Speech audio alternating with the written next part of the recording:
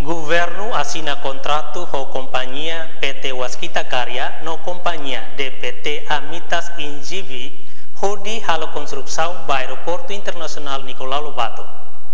Cerimônia assina contrato com a companhia Waskita Karya com a companhia DPT Amintas in Zevene Halau e Salão Ministério Transporte e Telecomunicação Kaikoli Dili segunda-ne. Ba jornalista Sira Presidente da República José Ramos Horta hato parabéns para o governo e nomos nação nebe mak apoio Timor-Leste.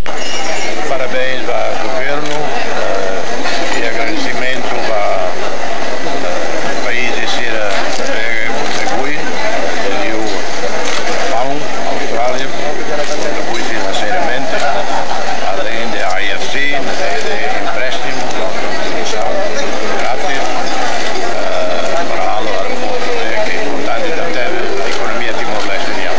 E Habibang ne Presidente da República Mos hateteng apoio 100% ba acordo assina nebe makahalo ona no russo atulabele demora. Nune Mos Ministro Transporte e Telecomunicação José Agostinho hateteng banheira assina ona esforço atuinsa halo lançamento primeira pedra. Ministro Agostinho Dehan sira assina ona contrato com a companhia vencedor concurso sama que esforço bele lança primeira pedra care governo mais bele implementa físico. Emereciana Pinto, Michael Malimau, Estel News.